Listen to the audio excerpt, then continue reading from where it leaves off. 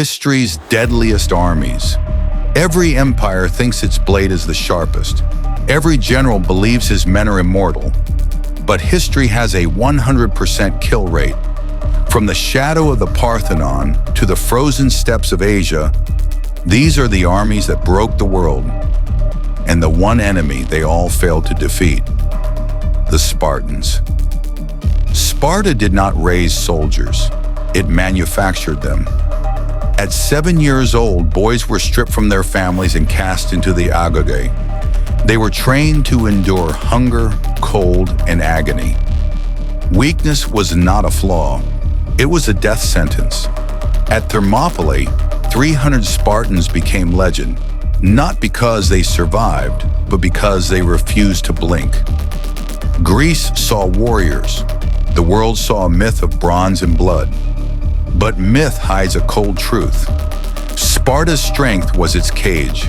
Its population shrank. Its society stagnated.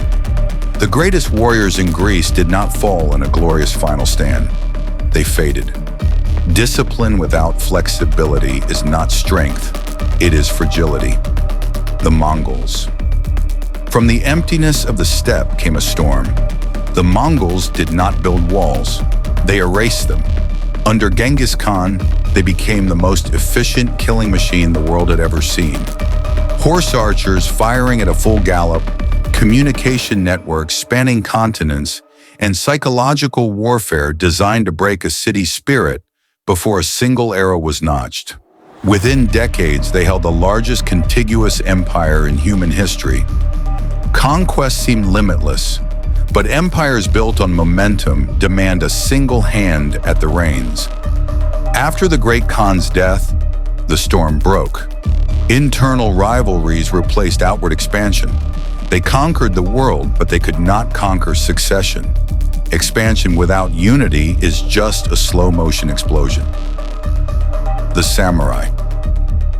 The samurai did not fear death.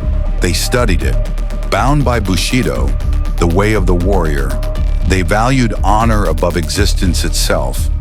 For centuries, they were the undisputed masters of the blade, loyal retainers who turned discipline into an art form. To live without honor was a fate worse than the grave. But the world moved on while the samurai stood still. Firearms arrived. Modernization swept across the islands like a tide. A lifetime of sword mastery was rendered obsolete in a second by a peasant with a trigger. They did not lose their courage. They were simply overtaken by time. The Roman legions. Rome did not just fight wars. Rome engineered victory. Its legions were a professional machine, organized, ruthless, and inevitable. They built roads as they marched and fortresses as they slept. They didn't just defeat enemies, they absorbed them into a system of iron and law. For centuries, Rome dominated the known world, but the enemy Rome could not outmaneuver was the one inside its own gates. Corruption rotted the leadership. Ambition bled the treasury.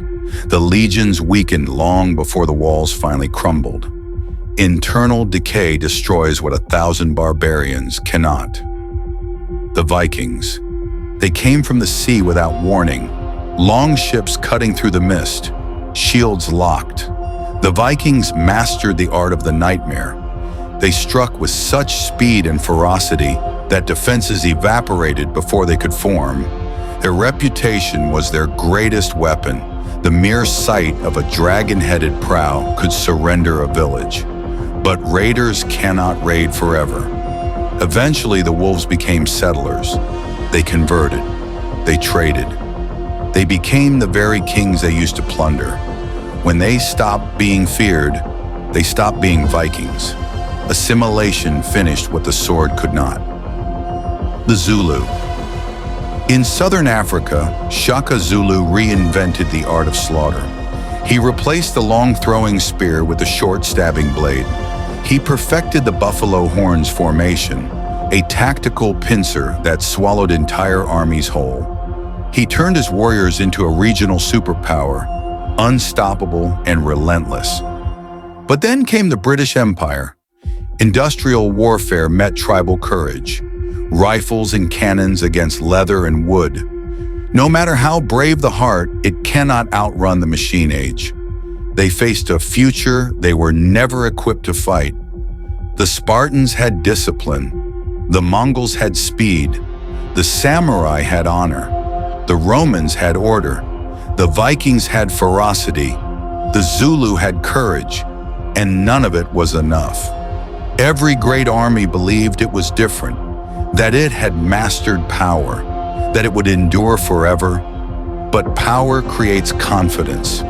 Confidence breeds rigidity, and rigidity invites collapse. Empires do not fall in a single battle. They fall the moment they stop evolving. The most feared army in history isn't led by a king or a khan. It is led by seconds, minutes, and years. Time doesn't fight you, it just waits. And time is undefeated. Until next time, the realm remains timeless.